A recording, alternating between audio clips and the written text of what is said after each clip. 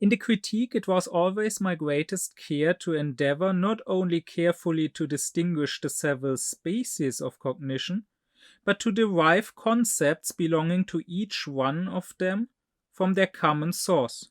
I did this in order that by knowing whence they originated, I might determine their use with safety, and also have the unanticipated but invaluable advantage of knowing the completeness of my enumeration, classification, and specification of concepts a priori, and therefore according to principles.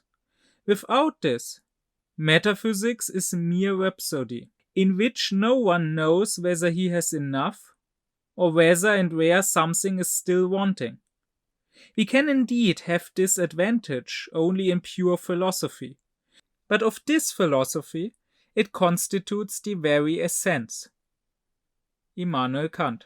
With this, I'm now getting to a core of Kant's critique of pure reason, or even a core of Kant's whole philosophy. And that is the table of categories, or rather, first off, the table of judgments on which the table of categories is based. And this is probably going to be the most detailed, the most thorough explanation that can be found online on the judgments and the categories that Kant derives from them. At least I have not found anything as extensive. If you know of anything online, you can point it to me. I'd be interested in finding it. But usually you have people, you have lots of videos here on YouTube that, of course, talk about Kant's theoretical philosophy, about Kant's epistemology, and they will, of course, also mention the table of categories, but they will probably not explain it step by step. They will probably not explain each category, and they will probably not really explain what the whole thing means to Kant. But this is immensely important. It really is the core of Kant's whole system. It's the beating heart of that system.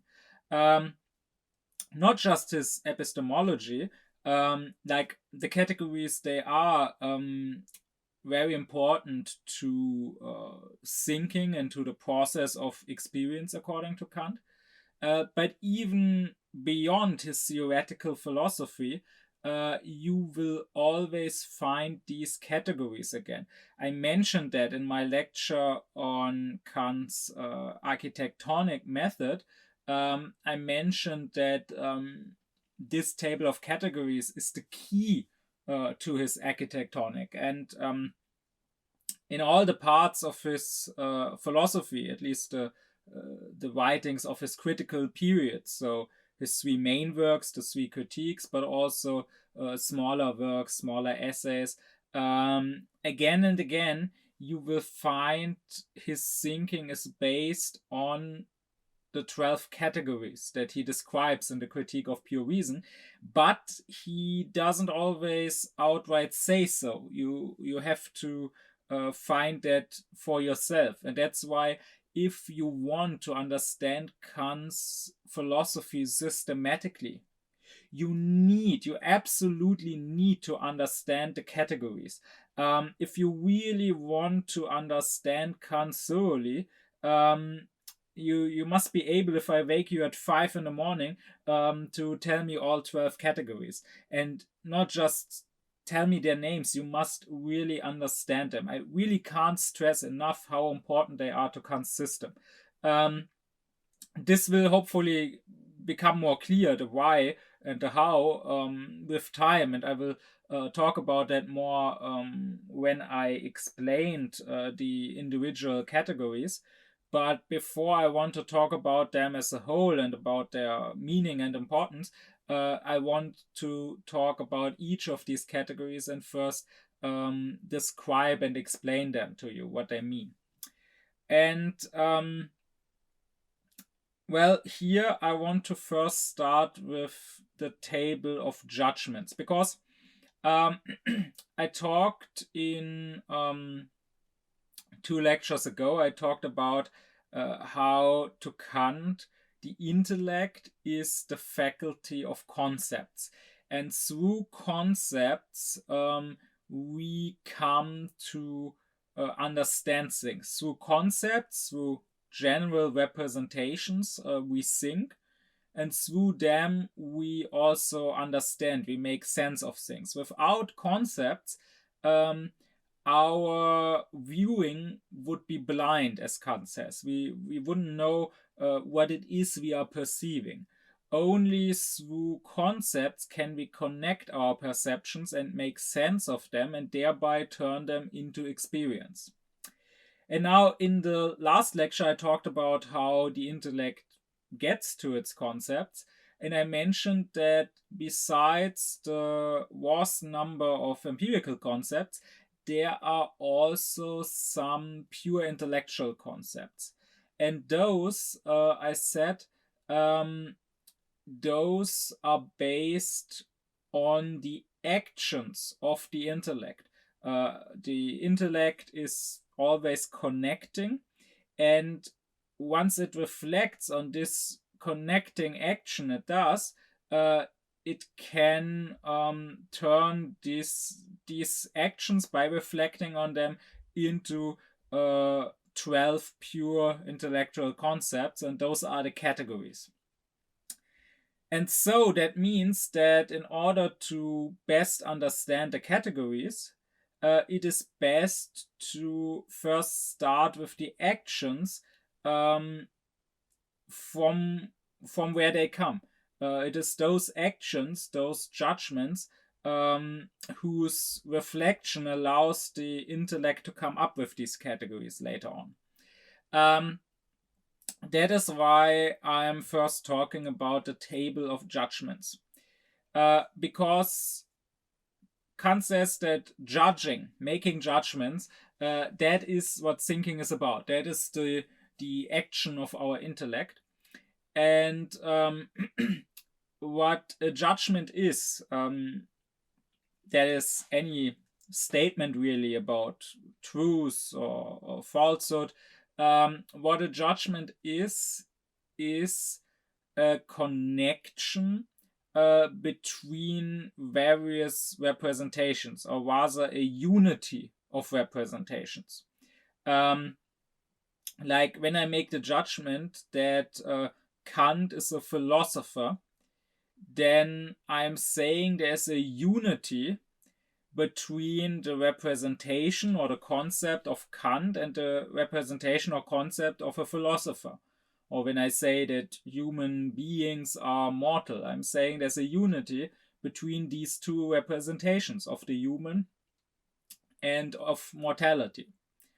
So all judgments bring unity into our representations, and thereby they help us understanding and becoming clear about our representations. No matter whether they are analytic or synthetic judgments, they help us make sense of our representations through creating or pointing out a sort of unity between them, or between the objects being represented in them.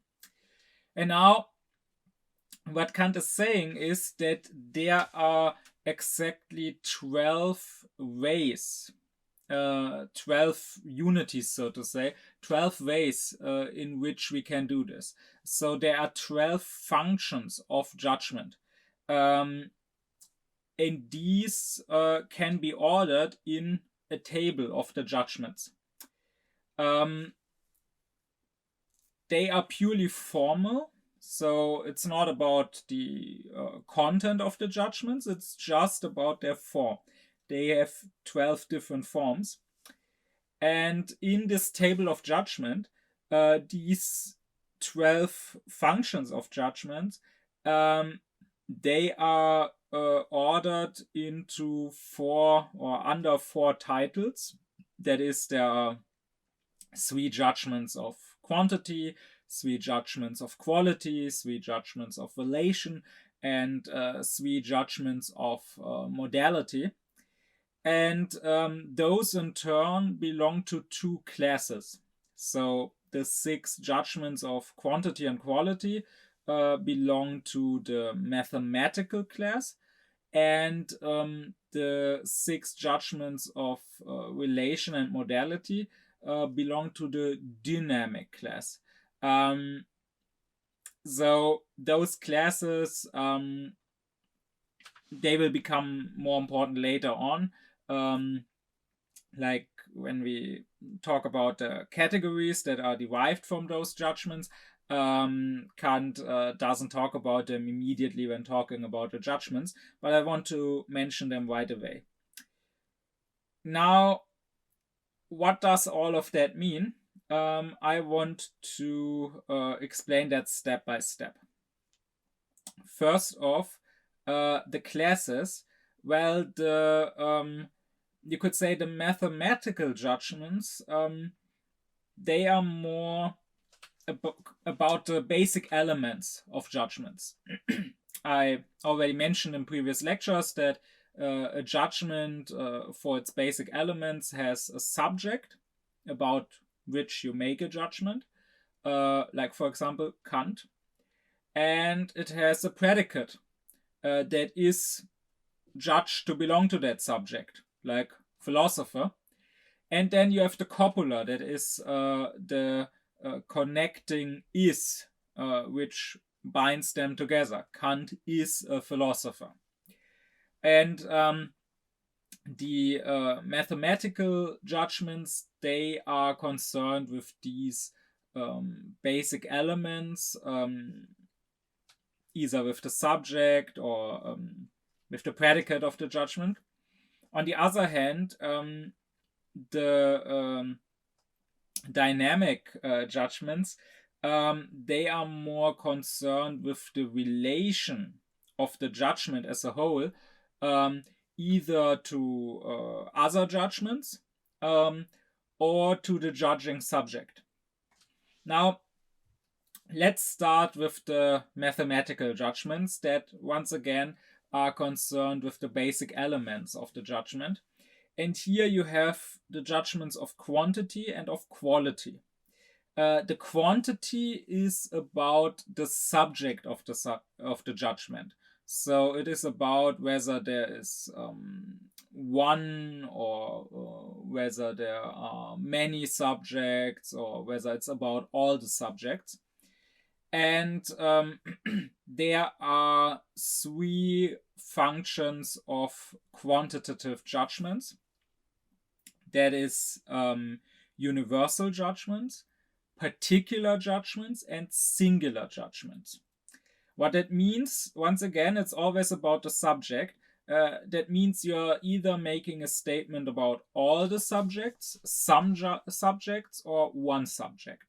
So a universal judgment would be a judgment like all human beings are mammals, or all human beings are mortal, or all triangles have 3 angles. So in a universal judgment, once again, I take the subject, or rather the group of subjects, and I'm saying that the predicate, like being a mammal, or being mortal, or having 3 angles, it belongs to all the subjects that belong to this particular concept, the concept of the human being, or the concept of a triangle, and there's no exception.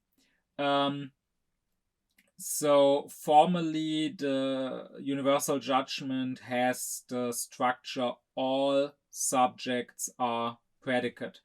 And we can, when speaking, we can denote that we are making a universal judgment by using a word like all, or no, none, if it's a negative judgment. So those words are of course not necessary. Like I could say all humans are mortal, but I could also say humans are mortal, and then I'm not making it so clear formally that I'm making a universal judgment. But of course, the content at least makes it clear that this is meant to be a universal judgment. Then, secondly, you have particular judgments, and those are judgments that are only true for some subjects, not for all the subjects that belong to a certain concept. So when I say humans are mortal, that of course is a universal judgment. But when I say some humans are philosophers, or some humans are left-handed, some humans are right-handed, some humans live in Europe, some humans live in Asia. Those are particular judgments. They are not true for everything that is within the concept of human being, but just for some of the objects that fall under that concept. We can mark particular judgments in speaking by using words like some, or many, or almost all, or almost none, or a few. So once again, it's not always necessary to use those words. And we can note that in speaking in everyday life, very often we make particular judgments, but we phrase them as if they were universal judgments, right? So someone might say humans have 2 legs, or humans have 10 fingers. And that sounds like a universal judgment, like all humans have this. But of course, it's not universal in the same way as saying that humans are mammals or humans are mortal. It is only a particular judgment, because some humans might have lost a leg or might have lost some fingers. And so this may be true for most humans, but not for all humans. And of course, in everyday language, it's fine to talk like this, especially if people know what you are meaning. But in science and philosophy, it might be a good thing to be a bit more precise. And we should be mindful, including in everyday life, to distinguish universal and particular judgments. Even if we don't distinguish them in speaking, we should do so in thinking, because often you can find that people really do think they are making a universal judgment when their judgment is just particular, because they don't reflect enough about the fact that there might be exceptions to the statement they are making. But anyways, the third judgment of quantity is the singular judgment. And that is a judgment that is only about one singular subject. Like when I say Immanuel Kant is a philosopher, I'm not saying some humans are philosophers. That would be a particular judgment. I'm saying this one particular human being is a philosopher. Or when I say some t-shirts are red, that's particular. But when I say my t-shirt that I'm wearing right now is red, then that's a singular judgment. And the logicians in Kant's time, because they already knew about most of the judgments he's talking about. Like Kant is not claiming that he came up with all of these judgments by himself. Rather, the one thing that really is new, that Kant really added, is this table of judgments. So the way they are ordered, saying there are exactly 12, and they can be grouped into 4 groups of 3, and again into 2 classes of 6. That is Kant's contribution. So logicians were already talking about universal judgments, particular judgments, and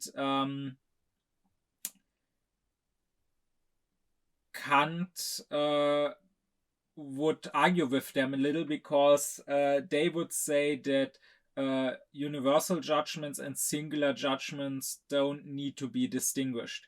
They are in the end the same, because logic is purely formal. I point you to my lecture on what is philosophy to Kant, where I talked about this, that he also defines logic as the formal science of the formal laws of thinking. It's not about the material of our thoughts, about their content, it's just about their formal structure. And if you just look at the structure of a judgment, then there's not really a difference whether it's about many, about all objects of a particular class, or about just one object, because in the latter case, you could also say it's about all the objects of a particular class. Just that class happens to just include one object. Like, I could say Immanuel Kant is a philosopher. That would be a singular judgment. But I could also phrase it as a universal judgment by saying all Immanuel Kants are philosophers.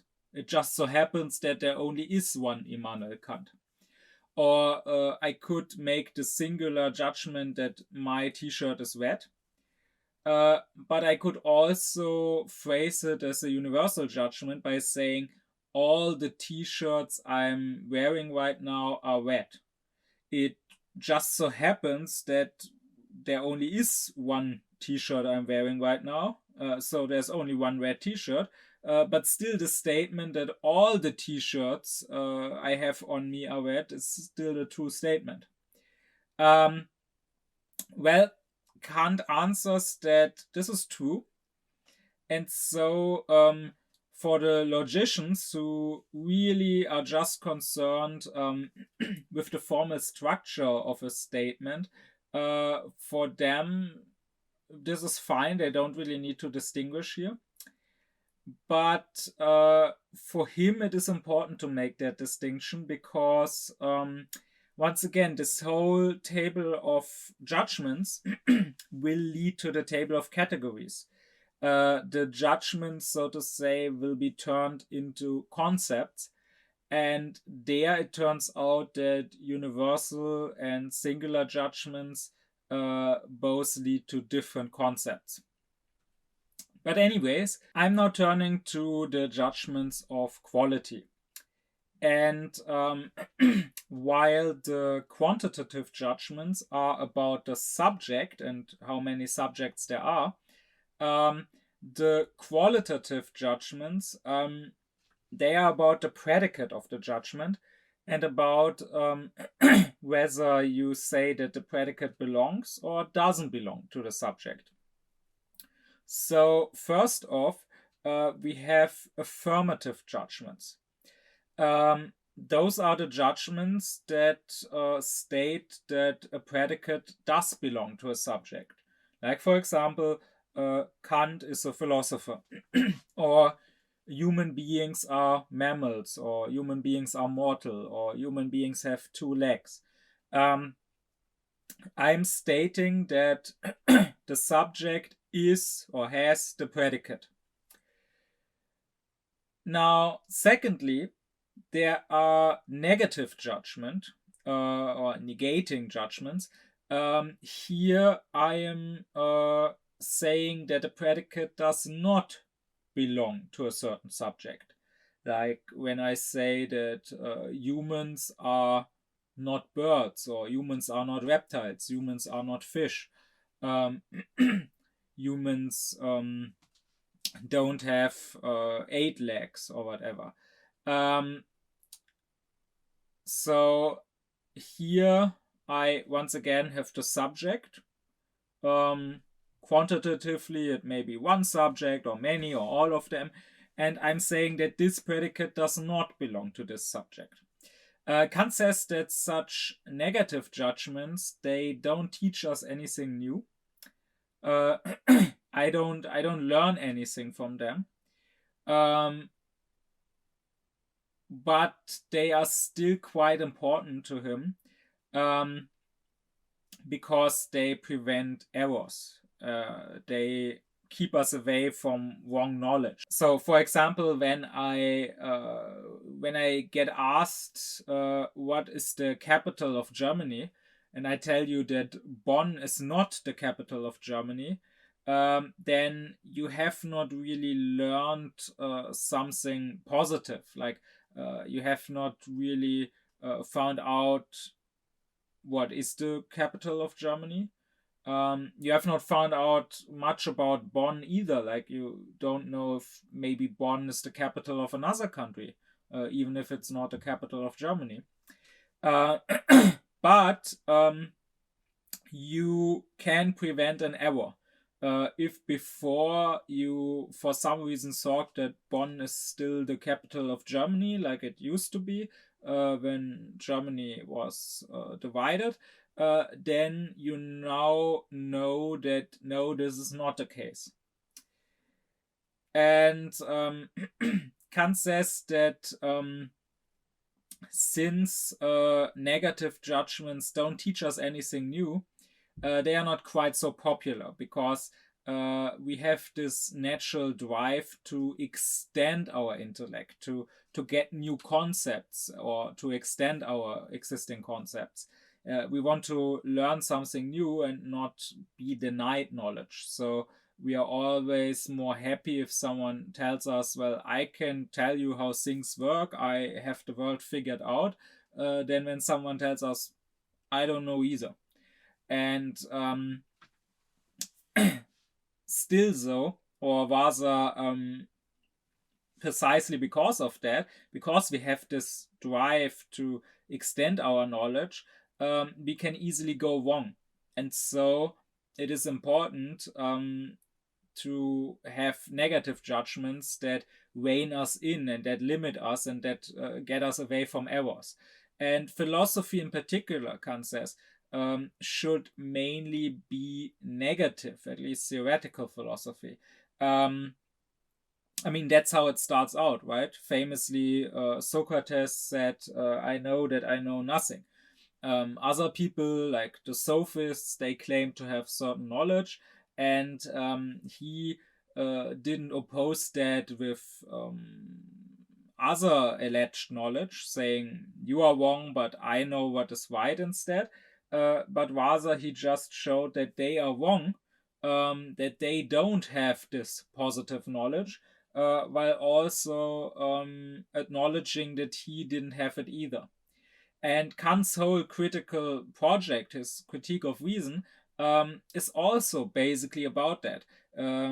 It's basically that philosophy, dogmatic philosophy before Kant, made a lot of affirmative judgments, trying to prove God, trying to prove the immortality of the soul. And Kant is responding not by offering better proofs for God, or by offering a proof that God doesn't exist, but rather by essentially making the negative judgment that we can't know if God exists or if our soul is immortal. And I also addressed this in my lecture on the conflict of faculties, which I take to be a key to understanding Kant's whole philosophical project.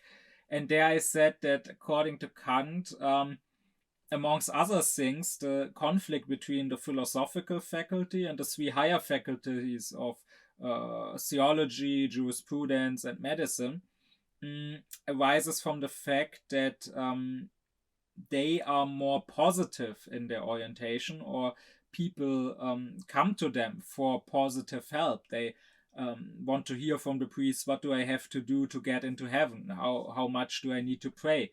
They want to hear from the lawyer, what do I have to do to win my case, and they want to hear from the physician, what do I have to do to get better again?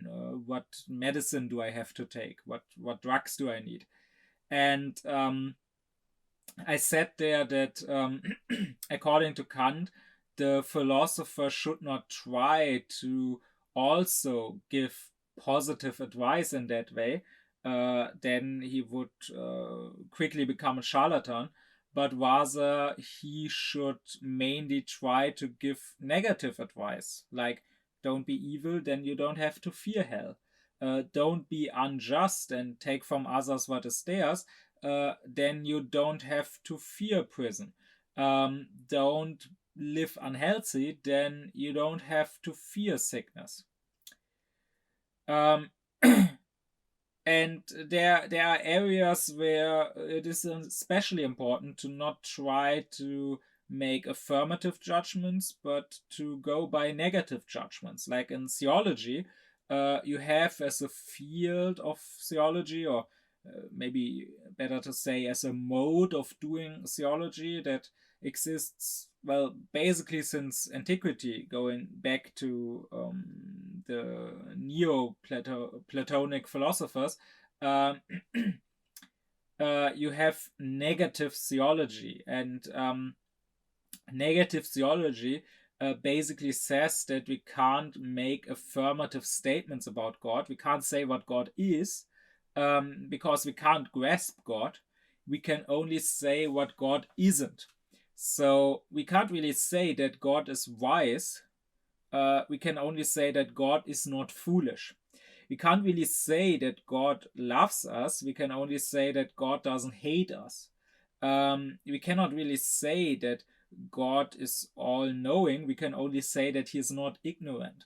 Because those words, those concepts like wisdom or love or knowledge, they can be applied to finite human beings, but God is too different. He doesn't have a mind or psyche like ours. So in that sense, he doesn't love us, because he certainly doesn't feel the same emotions that a person experiencing love feels. So it is better, negative philosophy would say, to just speak of God negatively, to just deny what God isn't, so to prevent error, to prevent wrong statements about God, but not try and make affirmative judgments about God. Well, and lastly, we have infinite judgments. And those, well, that's a thing Kant tries to establish, and to be quite frank with you, I think he doesn't do such a great job in the Critique of Pure Reason. Like, I find the passage where he explains them to be rather unclear. Like, the first time I read it, I didn't really understand what he meant. And he is more clear in other passages, like in his lectures, but those are texts that most people are never gonna read. If they are gonna read Kant at all, they are gonna read the Critique of Pure Reason, and there the explanation is not so good. So let me give an explanation, because actually I think it's not such a difficult thing. Basically, in affirmative judgments, you affirm a predicate. You are saying that a predicate belongs to a subject, and that predicate itself is also an affirmative predicate, a positive predicate. In negative judgments, you are negating the copula, the is that connects the subject and the predicate. So you are saying that the predicate does not belong to the subject, but the predicate as such is still an affirmative, a positive predicate, right? So when I say humans are not birds, I'm denying the are. They are not. But a bird as such is still something positive. It is a something, not a nothing. And likewise, when I say my t-shirt is not blue because it's red, um, I am denying the is. I'm saying it is not. But blue as such is a positive quality. Now, in the infinite judgments, you are affirming the copula. You are saying that the subject is something, but the predicate is negated. You are saying that the subject is something, but that something is really not.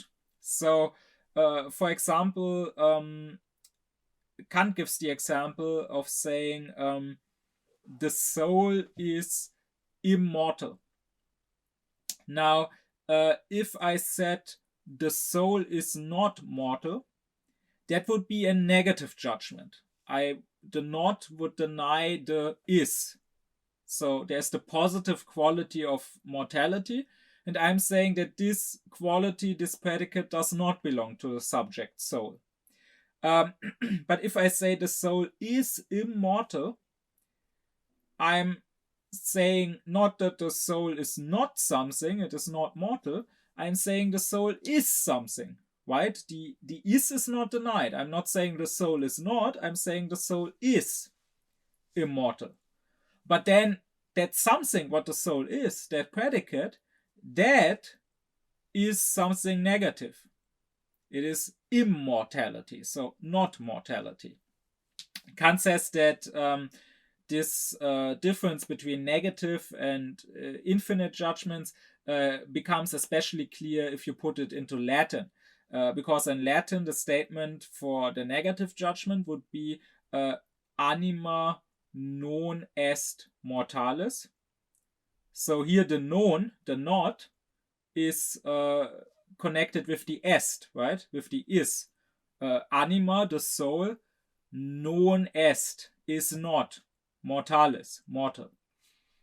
But the infinite judgment would be anima est non mortalis. So here the is not denied. Anima est, the soul is. But what is it? It is non mortalis. So it is not mortal, it is immortal. So it is the mortality that is negated. It is not the is that is negated. That is the difference between the negative judgments and the infinite judgments. The infinite judgments are basically affirmative, but what they are affirming is not a positive quality, but rather a negative quality. So it is a difference whether you are saying negatively that humans are not birds, or whether you are making the infinite statement, humans are non-birds. Like, that is the kind of being they are. They are a non-bird. Now, you could say that this really doesn't matter so much. Like, what's the point here? It's basically the same. And this is, once again, this is one reason that logicians prior to Kant didn't really distinguish between affirmative judgments and infinite judgments, because, well, formally, and once again, logic is only about the formal side of thinking, not about the content of thinking. Formally, they are the same. In both cases, the copula is not negated, meaning that the predicate is affirmed. It does belong to the subject. Now, in the affirmative judgments, the predicate may be something positive, and in the infinite judgments, it may be something negative. But for the mere formal structure of the judgment, that really doesn't matter. Kant agrees with that. And he says once again that Therefore, logicians as such don't really need to distinguish between those. Um, but once again, for him, the distinction is important because he will get from the judgments to the concepts, the categories that are derived from those judgments. And here it will turn out that you can get to very different categories from those two different types of judgments. By the way, this also goes to show that there is a connection between the judgments of quantity and of quality. That's exactly why they belong into the same class, the mathematical class, because you can find that in both of these, the first and the third type of judgment is really the same if you just look at the mere formal structure and if you just approach it as a logician. We will see in a minute that in the dynamic class of judgments, that is not the case. Here, the third of both groups is clearly distinguished from the first. But anyways, you could, if you understood my explanation of what an infinite judgment is, you could still ask, why is it called that? What does it have to do with infinity? Why this name? And well, okay, the explanation that Kant gives is you could treat any concept as a sphere. So you could draw a circle to represent a concept. Like when you say human, you could draw a circle and say every object in that circle is a human. And if it's not in that circle, it's not a human being. And so with this, you could also represent judgments. So, for example, when you say all humans are mammals, you could draw a bigger circle representing the mammals, and you could put a smaller circle representing humans inside. And the human circle is completely within the sphere of the mammals, right? It's not partially outside of it. There are no humans that are not mammals but reptiles. But then the human sphere is not completely filling out the mammal sphere. It's not identical with it because, of course, there are also other mammals like dogs and cats and horses and mice and so on.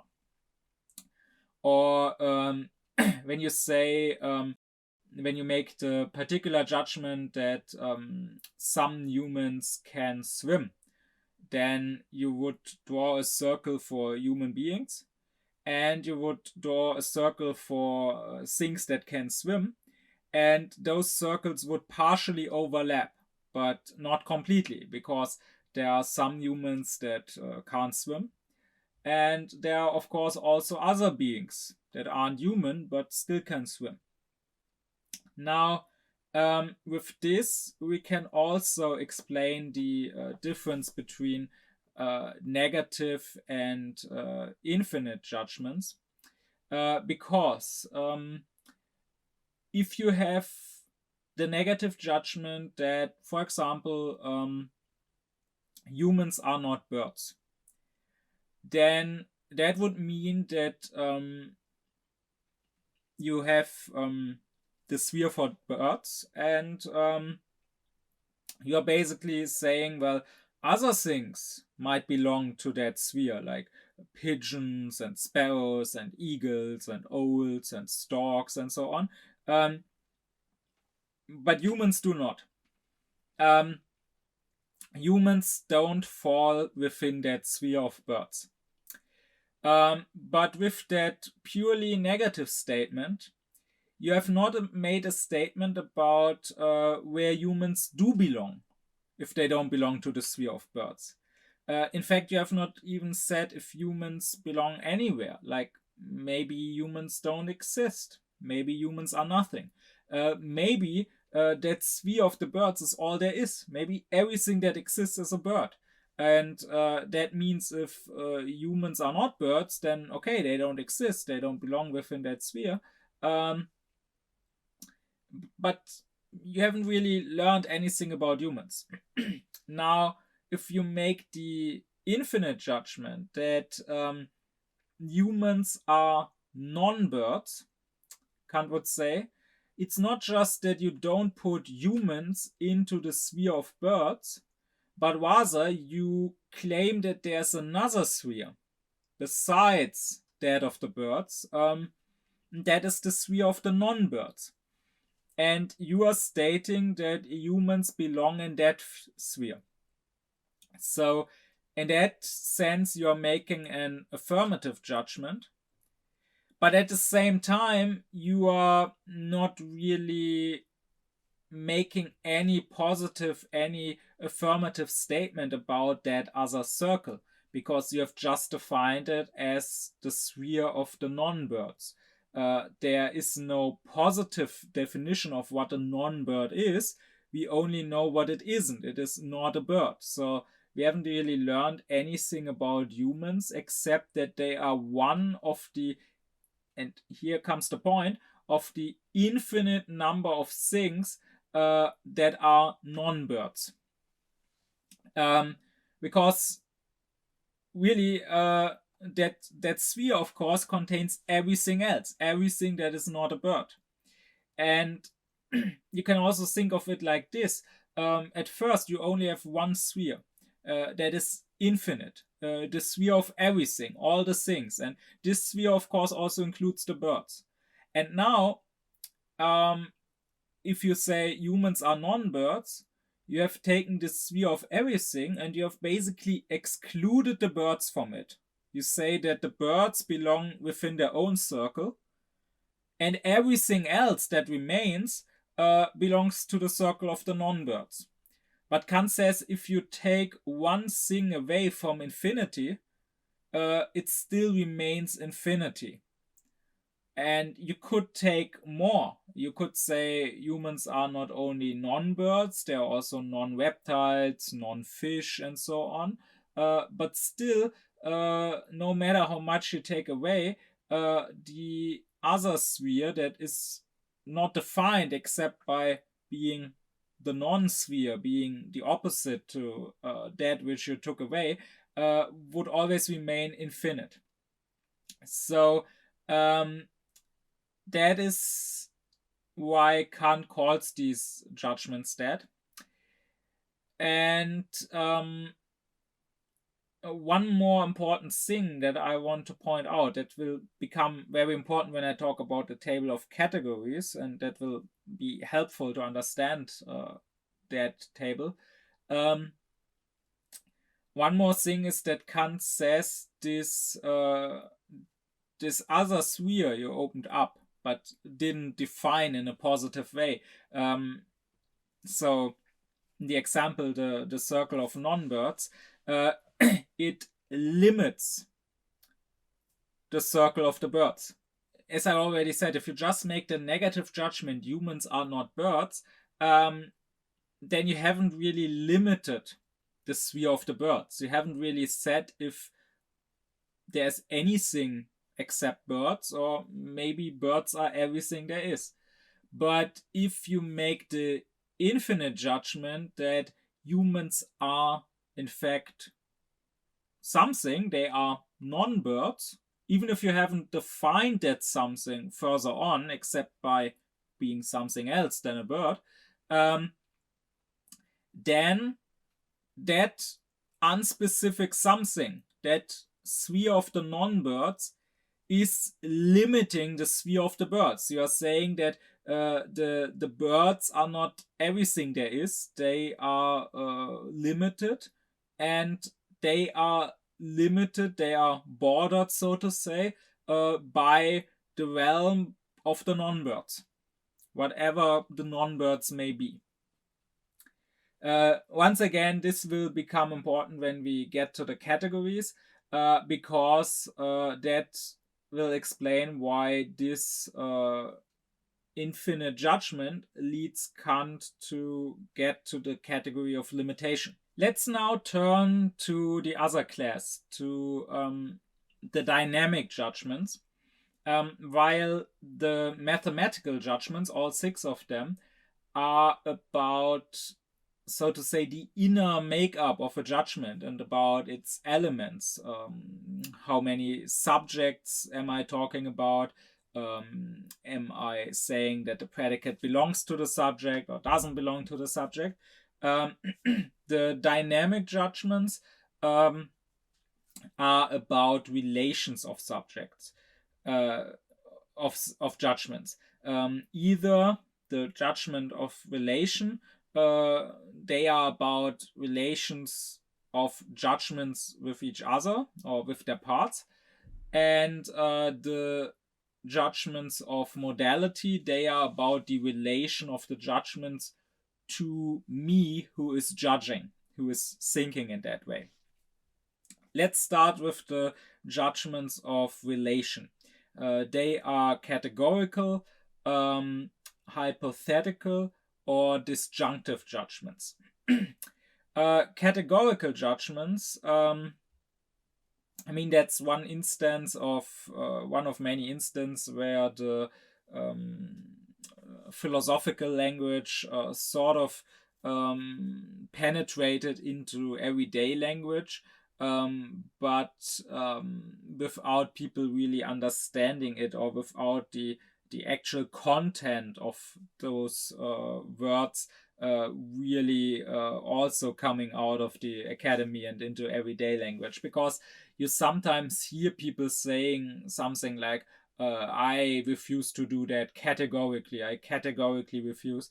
But if you really ask them what they mean, what that's supposed to mean, surely they have a vague grasp of what it means, or else they wouldn't use the word, but they probably would have a hard time of defining it. Well, what it actually means is simply that the predicate belongs to the subject if it's affirmative, or it doesn't belong to the subject if it's negative.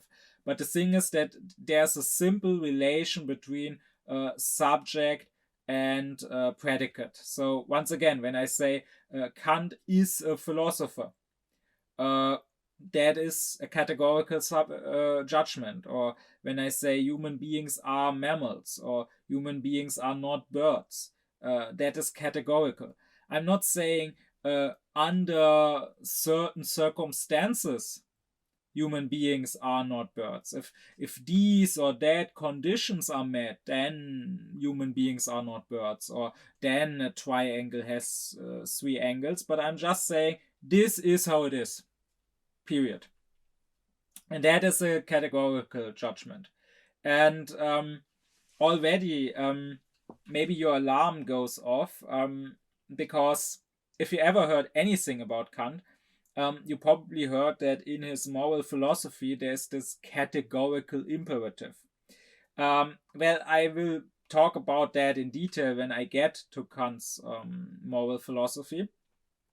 But here I can already explain that, yes, the categorical imperative belongs here within the architectonic of Kant's system. Because here reason doesn't tell you, if you want to reach this or that goal, then you should do this or that action. That would be the most prudent way to reach your goal. But rather, when it comes to morality, reason just tells us you ought to do this. Not if, not under this or that condition, not in order to, but simply you should do that. It's not you should use a hammer if you want to get a nail into the wall. It is you ought to have regard, you ought to have reverence for other human beings' autonomy and to not hurt their autonomy, period. But again, I will talk about that in more detail when I get there, when I get to Kant's moral philosophy. Now, the second function of the relation of judgments is hypothetical judgments. And here, those are judgments of the form if, then. So, if A is the case, then B is the case. So, for example, if a human being is dead, then he won't breathe anymore. Kant says that here you have, like in categorical judgments, you have a relation between the subject and the predicate. And here you have a relation between the reason and what follows from that reason.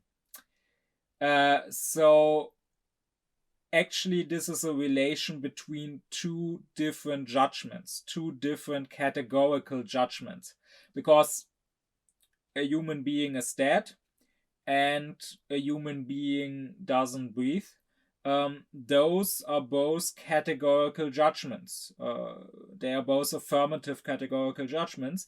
And the hypothetical judgment just says that, well, these two, they are connected. If the first of them is true, then the second of them must be true. The hypothetical judgment as such makes no statement about whether the first is true, right? So I could also say, if I'm dead, then I'm not breathing. Well, I'm not dead, so I'm still breathing. But still, the hypothetical judgment that if I was dead, I would not breathe anymore is still a correct judgment, because it just judges not categorically about what is, but rather it judges about the relation between different categorical judgments. Just like you could say the categorical judgment judges about the relation of different representations of different concepts. The last judgments of relation are the disjunctive judgments. Those are judgments of the form either or. So, for example, when I say that a human being is either dead or alive, that is a disjunctive judgment.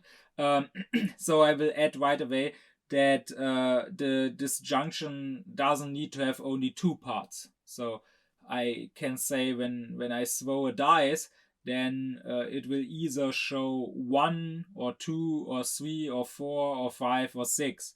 So in that case, the disjunction has 6 parts. That doesn't matter. It could have 2 parts, it could have 200 parts. But what I'm saying here is that there are different possibilities, and they cannot be true at the same time. If one is true, the other is not true. So here too, like in the hypothetical judgments, you have a relation between various categorical judgments, Kant says. Because once again, to say a human being is dead or to say a human being is alive, that would both be categorical judgments. And the disjunctive judgment says that those categorical judgments have a certain relationship with each other. But in a hypothetical judgment, their relation is one of subordination. So I'm saying that one of those categorical judgments depends on the other as its cause. And here in the disjunctive judgment, their relation is one of coordination. I'm saying that they are, so to say, standing next to each other, and they are different options, out of which one must be true and the other must be untrue.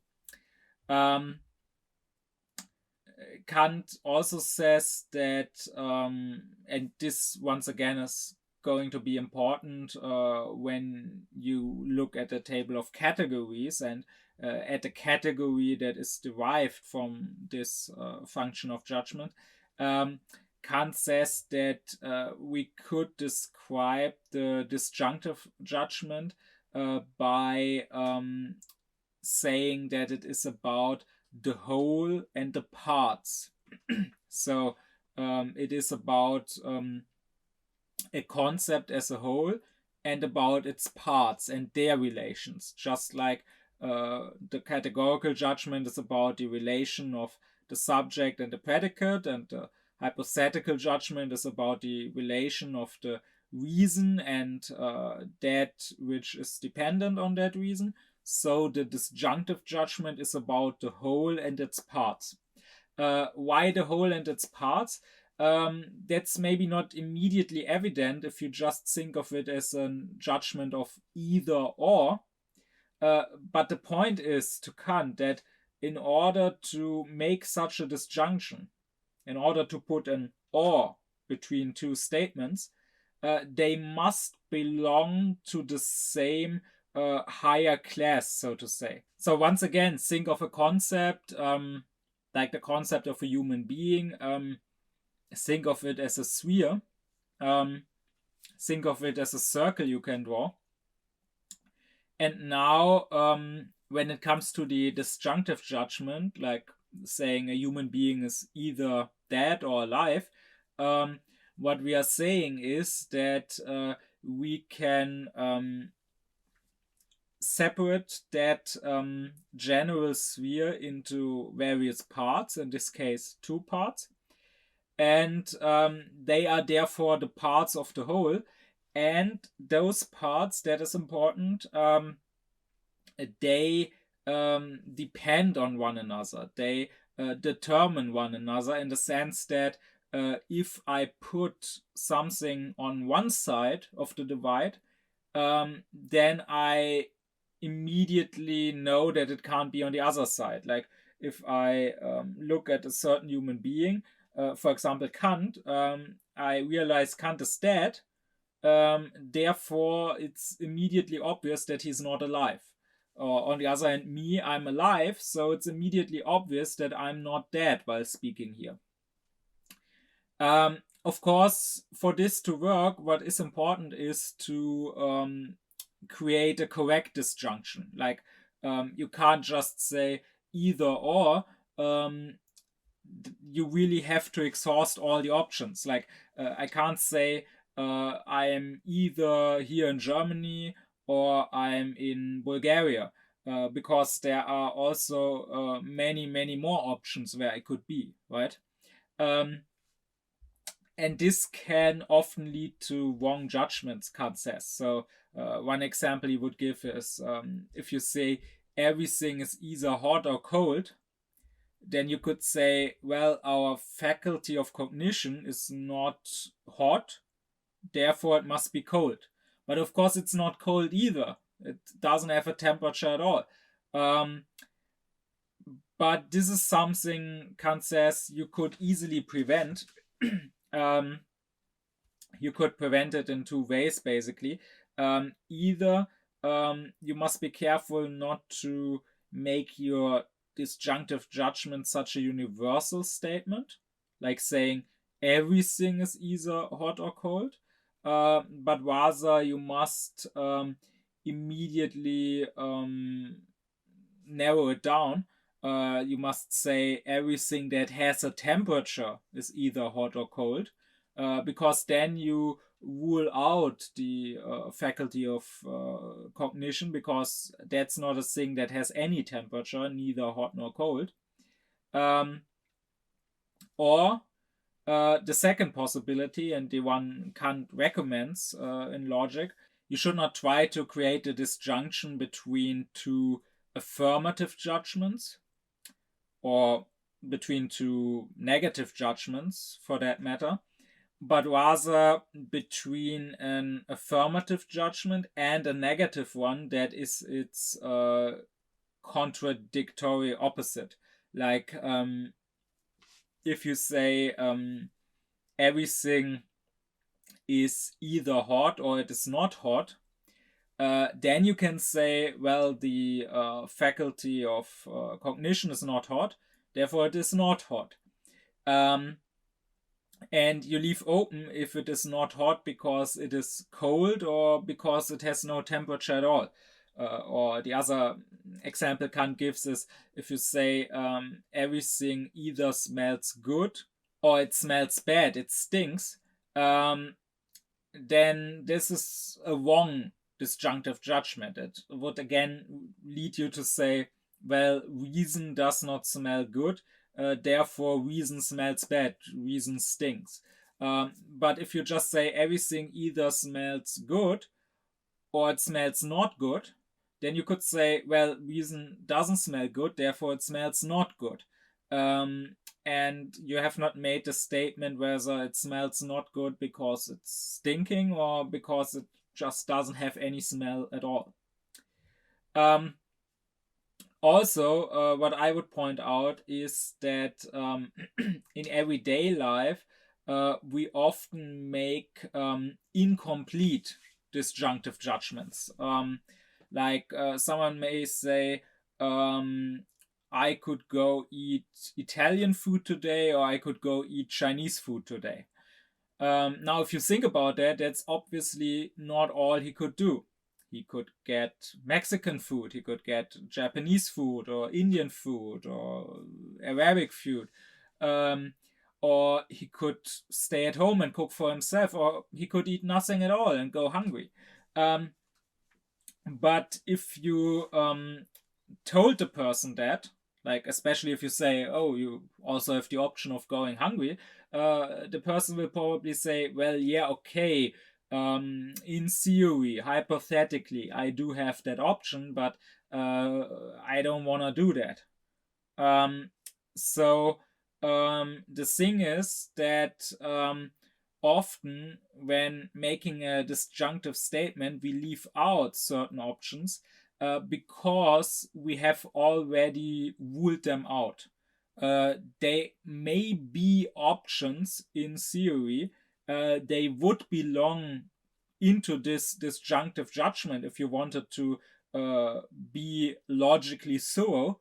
But we have already ruled them out. I don't want to go hungry, and I'm not in the mood to have Indian food or Japanese food.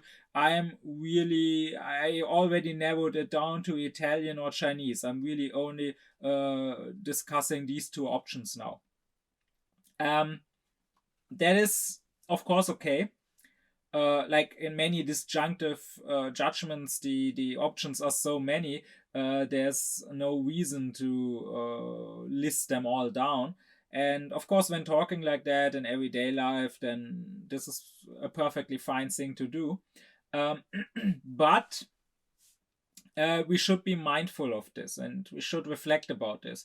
Often we narrow things down to very few options, or maybe only two, or maybe only one option,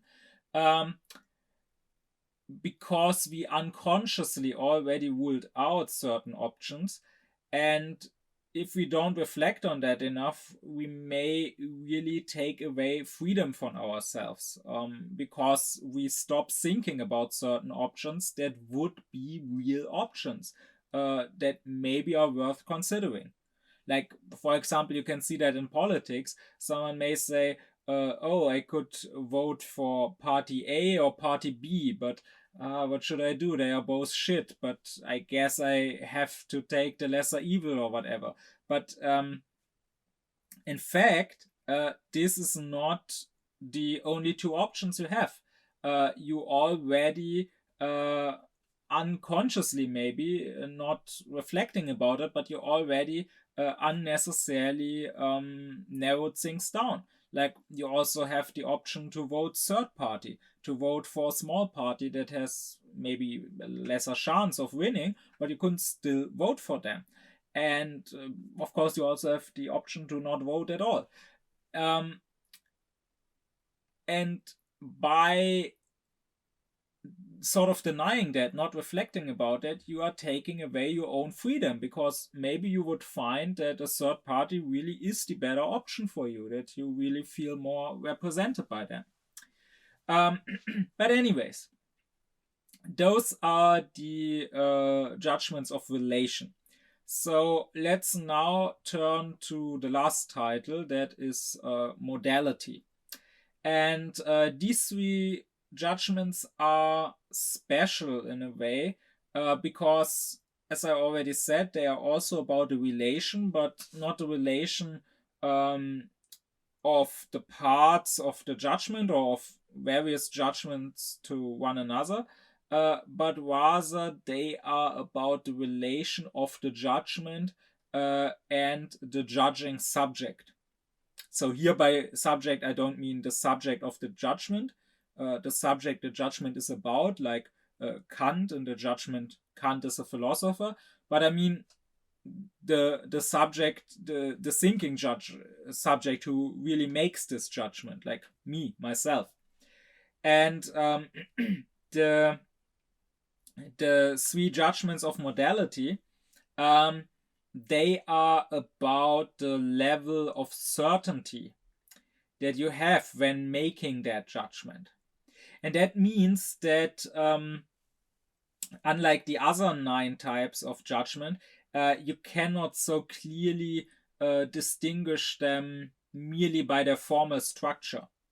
Like if I say all subjects are that predicate, that is a universal judgment, and it is different in structure from a particular judgment that says some subjects are that predicate.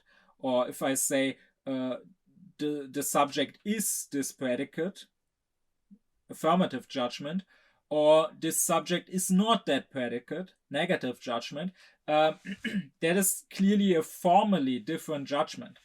But here, when it comes to modality, it is not so much the formal structure that shows me the difference between the judgments, but it is the level of degree of certainty. So one and the same judgment, formally and in terms of content, could really belong to all 3 types of judgments of modality. So, for example, when I say that 7 times 8 is 56, then it's an apodictic judgment because I'm really certain of this. But when the teacher asks an elementary school kid in, I don't know, 2nd grade, 3rd grade, who hasn't really learned multiplying that well yet, and that kid thinks a while and then says, 7 times 8, is it 56 maybe? Then the judgment in terms of its content, saying 7 times 8 is 56, is the same, but for me it's apodictic because I'm sure of myself. For that kid, it's a problematic judgment because the kid is uncertain. So what are the 3 types of judgments of modality? Well, first off, you have what I already named a second ago. You have the problematic judgments. Now, problematic is a word that has been misused and abused recently in public discourse. Now all kinds of things or people even are problematic. But actually, if you go back to the Greek, problema means something that is put before you, like something that blocks your way, or a task that you have to solve. So really what a problematic judgment means is that you don't know for sure. You can show that something is a problematic judgment by using words such as maybe or probably or likely this is the case, but you are just not sure that it really is the case. Second, you have assertive judgments. And these are judgments that state that something is the case. Like here you are sure that it is the case. You are asserting that this is. But you are not sure that it must be the case. You are simply stating this is how it is. These are the facts. But maybe it also could be otherwise. Which leads to the last judgment of modality, and that is the apodictic judgment. This is when you are absolutely certain, not just that something is the case, but rather that something must be the case, and it can't be otherwise. And of course, such apodictic judgments can only come from reason. So they must be judgments a priori, while all judgments from experience, that is, all judgments a posteriori, can only be assertive judgments. They can only state that experience tells us this and that happens to be the case. But only reason can tell us that something must be the case and cannot possibly be otherwise. By the way, this might also help if you go back to my lecture on what is science to Kant. I talked about Kant distinguishing between different kinds of science, and these judgments of modality might help in understanding that better. Because I said that, okay, to Kant, all science is about systematic knowledge and not just an aggregate of cognitions, but systematic cognitions.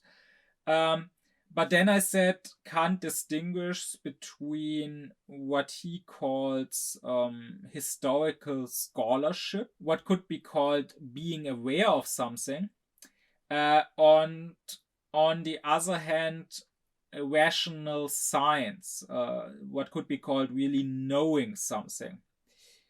And maybe now this can get more clear for you, because you could say that in historical scholarship, you have systematic cognitions, or else it would be not scientific at all. But those cognitions that you are bringing into a system, they are really just assertive. Like whether it's the historian asserting that something did happen in the past, or whether it's the astronomer asserting that there are so and so many stars here in the sky, or whether it's the biologist asserting that in this forest there are these and that species of bugs, and this is the food they eat, and this is their process and their habits of reproduction. All of this is just historical scholarship to Kant, because through experience you are asserting that things are the case, but you have no insight into them having to be the case. Now, rational science, which is, well, actual science, has cognition not just of individual facts, but of laws from which the facts can be deduced. Like the physicist who says that if you throw a stone, it will fall back to Earth because of the law of gravity. That physicist doesn't just have historical scholarship that this stone happened to fall down. He doesn't just assert that this is what happened after he saw it, but rather he can predict it happening because he knows there is a law, and from that law it follows with apodictic certainty that it can't be any other way. The stone cannot possibly not fall down as long as gravity is in place. And of course, I also said that this rational science in turn is separated into two kinds of rational science by Kant. there is pure science, which is science in the actual sense to him, and then there is applied or empirical science. And you could say that in pure science, it is not just the individual case, the individual fact, which is apodictically certain because you deduced it from a law, but rather it is that law itself which you can state with apodictic certainty. Like a mathematician can be absolutely certain of the theorem of Pythagoras. He can be absolutely certain that in a right triangle, the squares you can draw on the two shorter sides, they together are as big as the square you can draw on the longer side. On the other hand, in applied in empirical science, the specific case, the specific fact that we know with apodictic certainty because of a general law, but that this law is in place, that itself is not apodictically certain, but is something we just assert. Like if the physicist tells you that since since metal is a heat conductor, if you heat a rod of iron on one end and then you touch the other hand, you will the other end, you will burn yourself.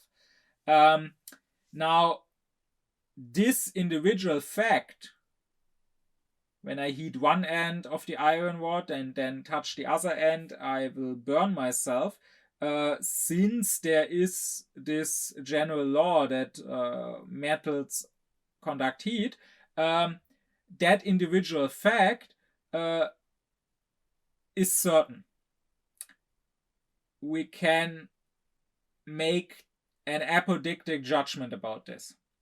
But saying that metals conduct heat, that in itself cannot be judged with apodictic certainty because we don't see that nature must function according to this law. We just find that it does function according to this law, so we assert this law. You could also describe the difference between pure and applied science according to the judgments of relation. And you could say that in the applied, in the empirical science, you are making hypothetical statements. So if metal is a heat conductor, then if I heat one end of the iron rod, I will burn myself when touching the other hand. If there is gravity in place, then a stone I throw will fall down again. And so, since this is a correct hypothetical judgment, when the first part of it is correct, I can have apodictic certainty that the second part is correct too. But that the first part is correct, that there is gravity, that metal is a heat conductor, that may only be asserted and not be stated with apodictic certainty. While you could say that in pure science, the laws are not just hypothetical, but rather you are making categorical judgments. You are saying that categorically all triangles, all right triangles follow the Pythagorean theorem, or categorically all squares can be divided into two equal triangles. But anyway, so these are the three judgments of modality. I will point out once more that one and the same statement in content, the same, can have a different modality depending on who makes it. So if we look at another galaxy, we can say maybe there's life in that galaxy somewhere. So for us, that is a problematic statement. Now, let's say there really is intelligent life somewhere in that galaxy. Then those aliens will say there is life in our galaxy, and out of their mouth, this will be an assertive statement. And if they look at our galaxy, they can make the problematic judgment that there might be life in our galaxy. We, on the other hand, we know for sure. We can assert that there is life in our galaxy. So really, one and the same statement, there is life, there is intelligent life here in this galaxy. One and the same statement can be an assertion, or it can just be problematic, depending on who makes it. And of course, it could also, in theory, be apodictic. Like, of course, all empirical judgments as such can only be assertions. They cannot be apodictic for us. But it could be that it's not just the case that there is life here on Earth, but rather that it is necessary for life existing here on Earth. Now, we don't have any insight into it being necessary, but it could be that if we had insight into God, like if we could know first off that there is a God with certainty, and second, if we could, so to say, peek into his divine mind and see and understand his divine plan for the world, we could maybe find that within that plan it was necessary for some reason for life to exist here on planet Earth of all places. So then we could turn this into an apodictic judgment. So really it depends on who makes the judgment. It is always about the relation to the judging subject. And I will also mention that one issue is that people don't reflect enough most of the time about which modality their judgments have or should have. Very often you find people making what should be a problematic judgment, but phrasing it or even believing as if it was assertive or even apodictic. Like it could be something simple, like saying, "Oh, I know I put my car keys here on that table." I mean, you should say, "I think I put them onto the table. Maybe I put them on this table." It's a problematic judgment. It's not something you can just assert. I mean, if you knew you put them on the table, then they would have to be on the table, right? Unless someone took them away. But also it could be something more extreme, more fundamental, like someone saying, everyone who doesn't share my faith, everyone who's not part of my church, my sect, will go to hell. Now, this, if at all, should only be a problematic judgment. Maybe everyone who believes something different will go to hell. Maybe I will go to hell because I was in the wrong church. But it is treated as if that person had apodictic certainty, which he certainly does not, and that I am apodictically certain about. Here, this gets into the topic of conscientiousness, because that is what having conscience is really about, according to Kant. You should reflect on how certain you are of yourself, of what you are doing, of that what you are doing is right. Are you only making a problematic judgment, or an assertive, or even an apodictic judgment? And Kant would say that you can always know this through the simple trick of a bet. Would you be willing to bet that you put your keys on that table? And how much would you bet? Would you be willing to bet $10? Would you be willing to bet $100, $1,000, $1 billion? Would you bet your life on it? Or the highest possible stakes, would you bet your eternal felicity on it? Would you bet going to hell for it? And with that, you can quickly find out how sure you really are of something. But this is something I will talk more about when I get into Kant's moral philosophy. So this, according to Kant, are the 12 functions of judgments we have in our thinking. I will stress that every judgment must be determined according to all 4 titles of judgment. So it's not possible to, let's say, make a judgment that has a certain quantity but no quality. It needs to have both, and also relation and modality at the same time. So, for example, the judgment Kant is a philosopher is, according to its quantity, a singular judgment. I'm judging about one subject, just about Kant. But according to its quality, it's an affirmative judgment. I'm saying Kant is something, he is a philosopher.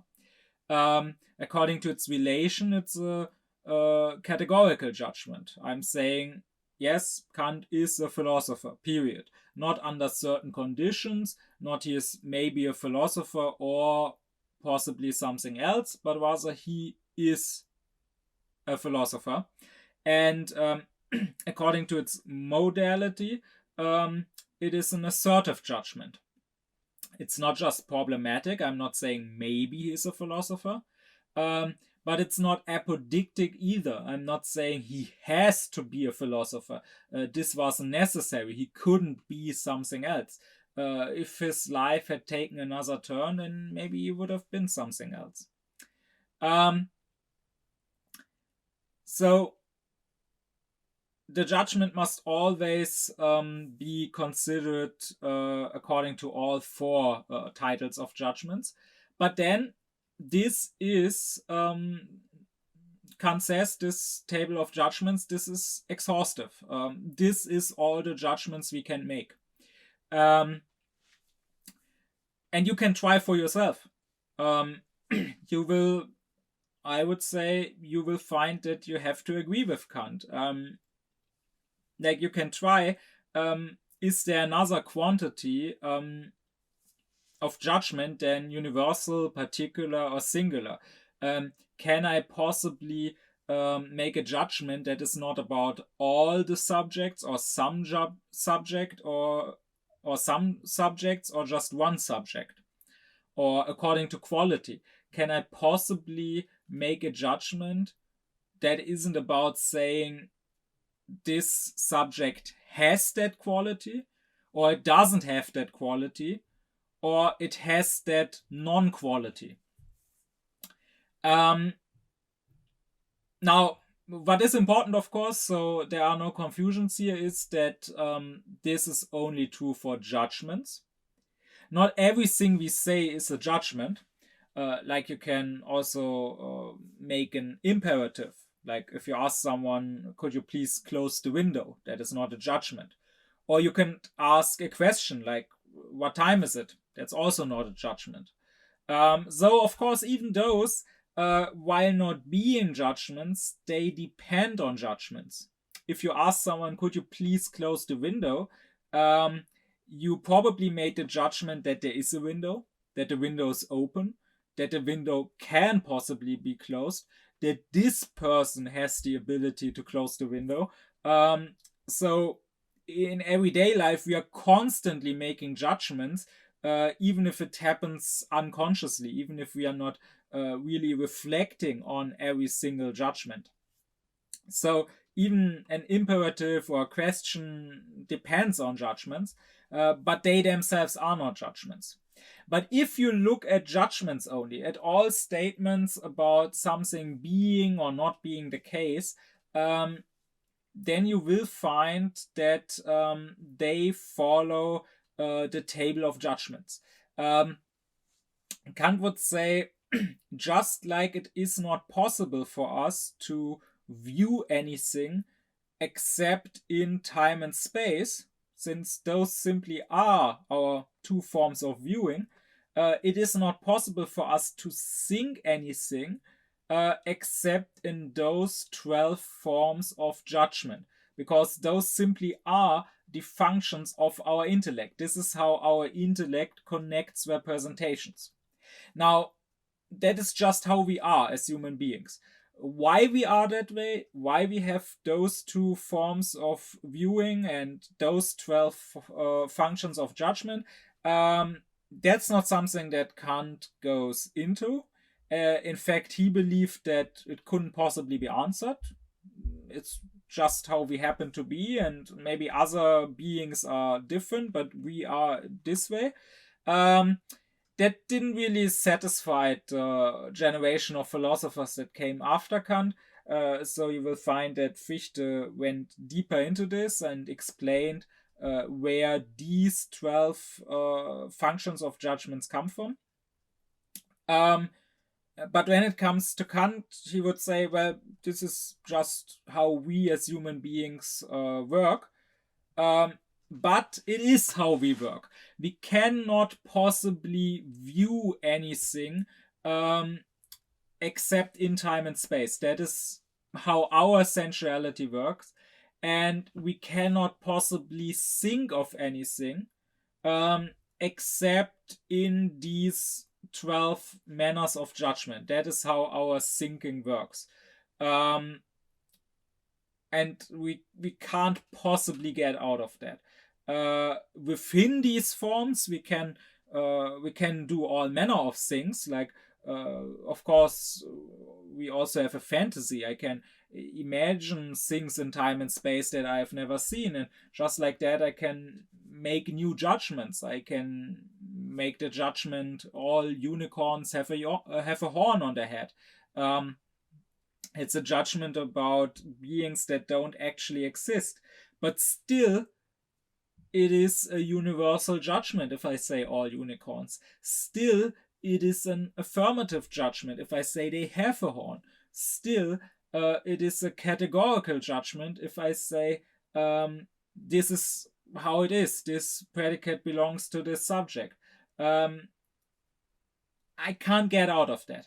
Those are the only types of judgment I can make. All my thinking has to go along those lines. Just to avoid another confusion, you may say, wait a minute, aren't there also other types of judgment? Doesn't Kant himself in other instances talk about other types of judgment? Like, doesn't he talk about judgments a priori and a posteriori, and about synthetic and analytic judgments, and about determining and preliminary judgments? Yes. But this table of judgments is only about the logical function of judgments. So about the form of judgments. Once again, judgments connect representations, and these are the 12 forms in which they can connect representations. So they can, for example, connect the representation of a predicate with all the representations of a subject or with some of them. They can connect representation of a predicate with the subject, or they can disconnect them in a negative judgment. Other types of judgments, other categorizations of judgments are not about their form. They are maybe about the source of judgments or about their content, but they are not about their form. So, for example, when you say God is good, God is holy, or God is all-knowing. And on the other hand, when you say a human has 2 legs, then the first is a judgment a priori. I don't know that God is like this from experience, but rather I know from thinking about it from pure reason that this is how I have to think God, because otherwise he simply would not be God. And on the other hand, saying that humans have two legs, this is a judgment a posteriori, because this is not something reason tells me. Then it would be apodictic, then it would have to necessarily be that way. But I don't see why it has to, why humans couldn't also have four legs, for example. But still, this saying one judgment's a priori, the other is a judgment a posteriori, this is just about their source, about saying I got this judgment through reason and this through experience. But if you just look at them formally, at their logical structure, then saying God is almighty and saying a human being has two legs really has the same structure. Both are affirmative judgments. Both say this quality, being almighty, having two legs, belongs to this subject, to God, to the human being.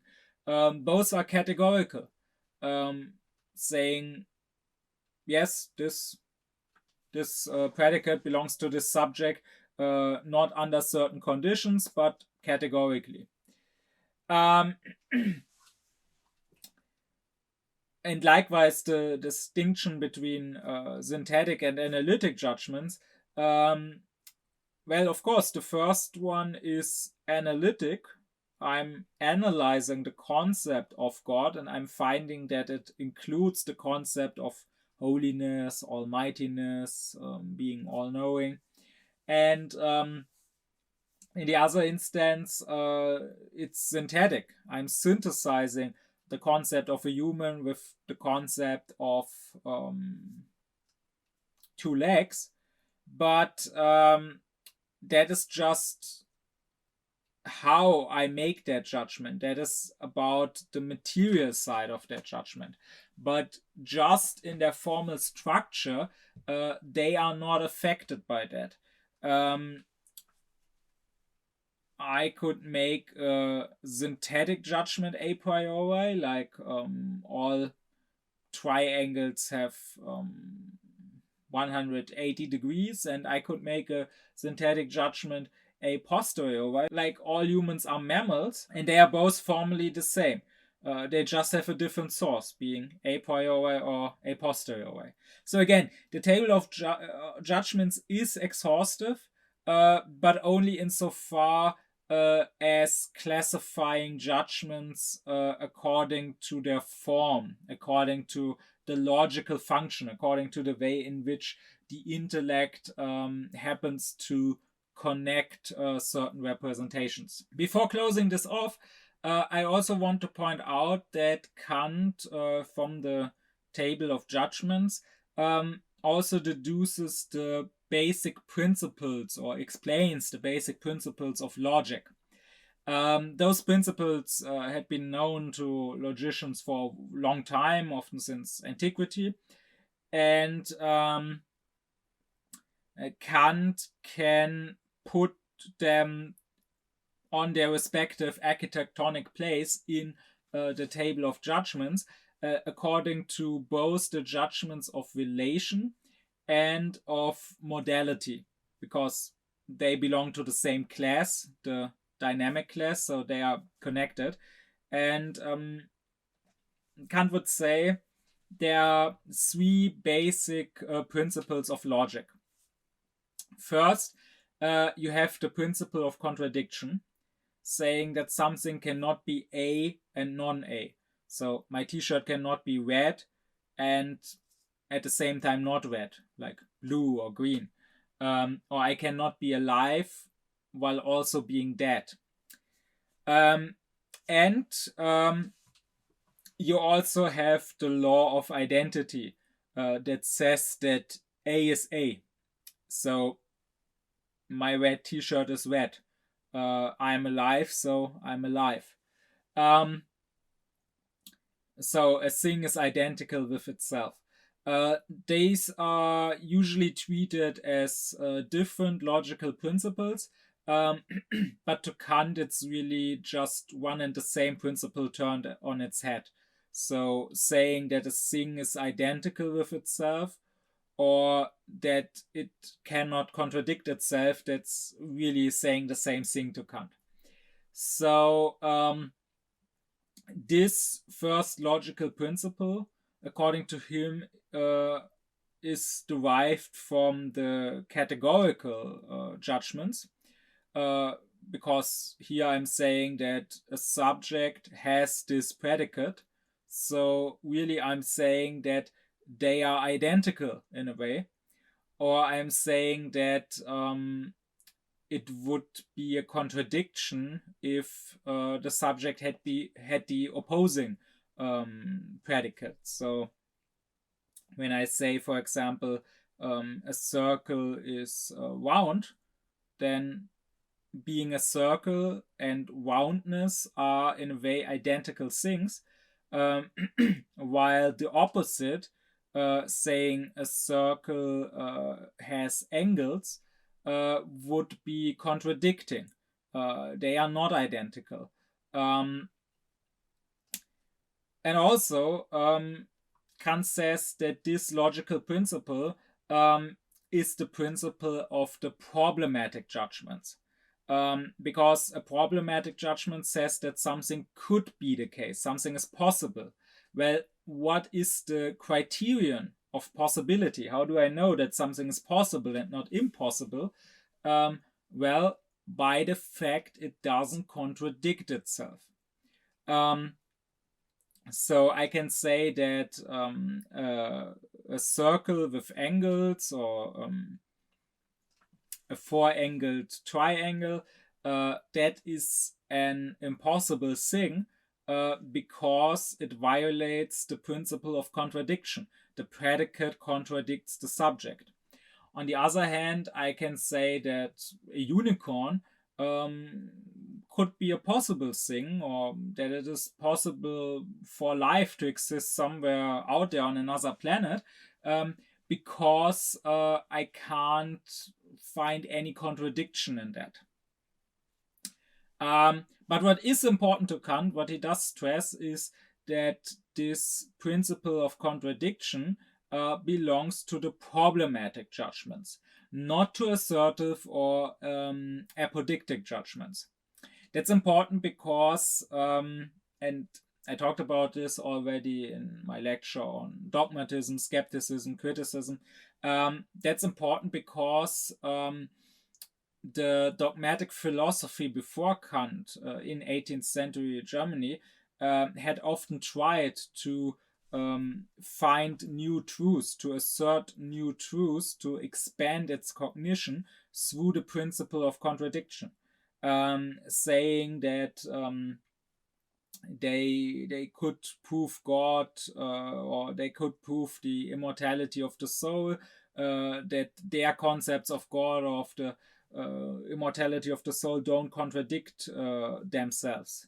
And Kant says, well, yeah, that may be, but that allows us only at best to say this is possible, but it certainly doesn't allow us to say that this is the case. Like, okay, it doesn't contradict when I say my soul will live on and go to heaven or hell, but it also doesn't self-contradict when I say my soul will be reincarnated, or my soul will vanish and not live on. All of this conforms to the principle of contradiction. Therefore, it might be possible. It allows to make a problematic statement, but nothing more.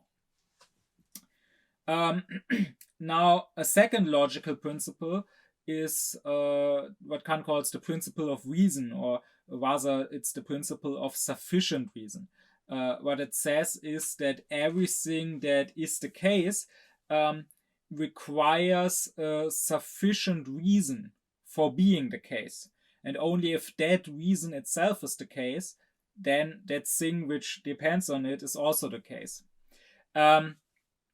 That is obviously the principle belonging to the hypothetical judgments, because that's exactly the type of judgment they are, right?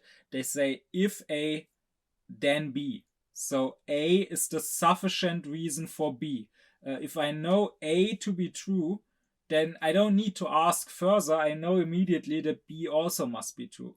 But B can't be true without A. And this principle of sufficient reason, this Kant says is also the principle of assertive judgments.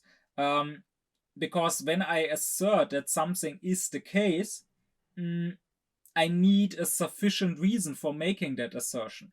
A reason that tells me that this thing is the case. Either some argument, some premise from which I can conclude it, or maybe I've just seen it in the world and therefore know it to be true. But I need some reason to state that something is true. And lastly, we have what Kant calls the principle of division. That is the principle of the exclusion of the third or of the middle between two contradicting opposites. That logical principle basically says that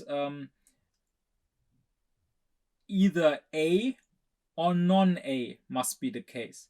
And there can't be a third. Like if you tell me, oh, it could also be B, well, B is either identical with A, it's either another name for A, or B is not A. Then that means that A is not the case, non-A is the case. Now, non-A could include B and C and D and so on, but still all of them are non-A. So it's either A or non-A. So for example, I as a human being am either alive or I am dead. I can't be anything else. If you tell me, oh, you could also be barely alive, you could be very sick and dying, okay, fine, but then I'm still alive. Or if you tell me, oh, but you could be completely burned, so nothing's left of your body, well, doesn't matter if there's a corpse left or if I'm burned to a crisp. In either case, I am dead. I'm either dead or alive. Now, this obviously is the principle of the disjunctive judgments. It's about saying either or. And Kant says that this same principle is also the principle of the apodictic judgments.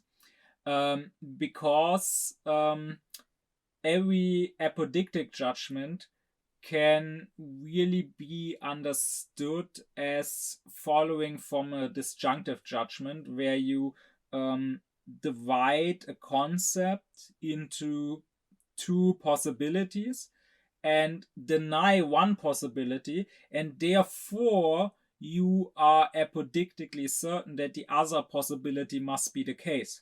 So when you say I am apodictically certain that every triangle has three angles, not more or less, you could describe it in the disjunctive judgment. Every triangle either has three angles or it doesn't have three angles. It has more than three angles or less than three angles. Well, the second possibility is not true. It doesn't not have three angles. Therefore, we have apodictic certainty that the first possibility is true, that a triangle really does have three angles. That is what necessity means to Kant. The exclusion of the contradictory opposite, saying the opposite contradicting this is impossible, is the same as saying this thing is necessary. It's not just possible or just the case, it is necessarily the case.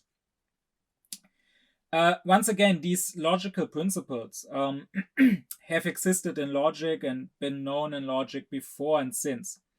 And they are considered very, very basic logical principles, precisely because every regular human being would agree with them and would immediately understand them to be true.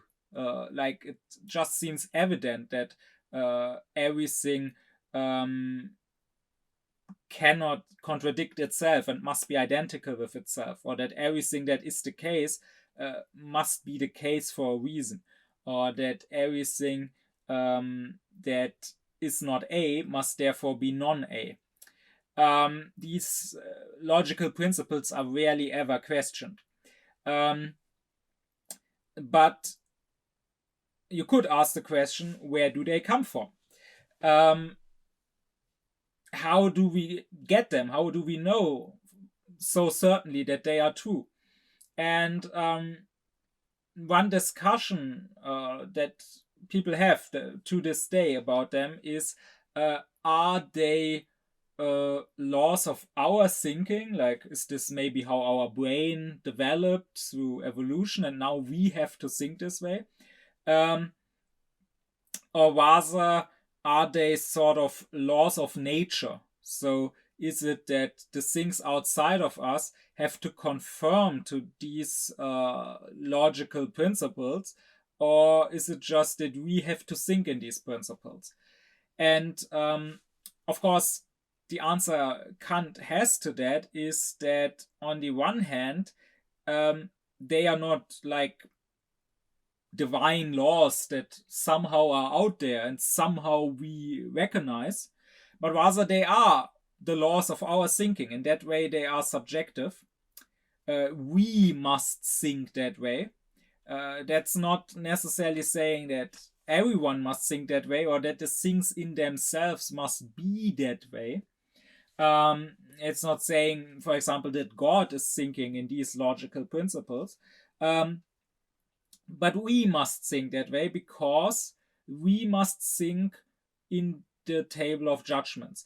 These are the 12 ways we have of judging, of making connections between representations. And from these 12 ways, or rather from not from all 12 of them, but from the dynamic ways of judging, those logical principles do follow. But they are not merely subjective, they are also objective, in the way that all the objects of our thinking must indeed conform to them. And here we get to Kant's transcendental idealism again, about which I talked in a previous lecture already. Because what Kant would say is that, okay, I don't know how the things in themselves are made up. I can only think according to these logical principles. So if I try to think of the things in themselves, if I try to think of God, for example, I also have to think according to these logical principles. So I have to think, for example, of God as not contradicting himself. But that doesn't really tell me anything about the true nature of the things in themselves.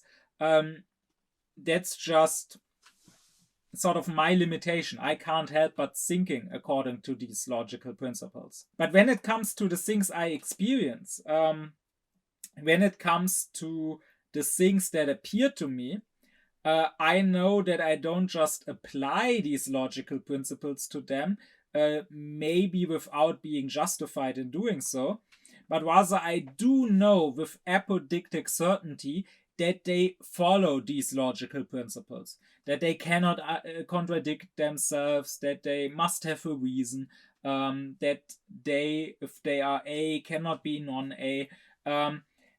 Why do I know that? Because precisely they are not things in themselves. They are things that appear to me. They are not objects existing somehow outside of me. They are the objects of my consciousness. They are my representations. And therefore, they must follow my, so to say, rules of representing things, of being conscious of things. Because if they didn't, I couldn't be conscious of them. If they didn't, they couldn't appear to me. So in that way, yes, the logical principles are laws of nature, in a way, Kant would say, but not in the sense of a nature existing outside of us under these laws, but rather in the sense that nature as a whole is not something existing outside of us, but nature is something that we are conscious of. Nature is something that appears to us and therefore must appear to us under the laws given to it by our thinking. So that was the table of judgments. And as I said, from this, the table of categories is deduced. And certainly in Kant's philosophy and for the architectonic of his system, it's the categories that matter most. And I will talk about those in the very next lecture. But I find it important to first talk about the judgments because, after all, the categories are based on those judgments. And I find that many misunderstandings people have when it comes to certain of the categories, including scholars, including experts, including myself previously, to really diving deeper into Kant.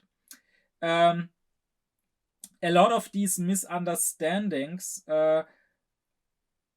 come from trying to understand the categories by themselves on their own terms, maybe by the names Kant gave to them.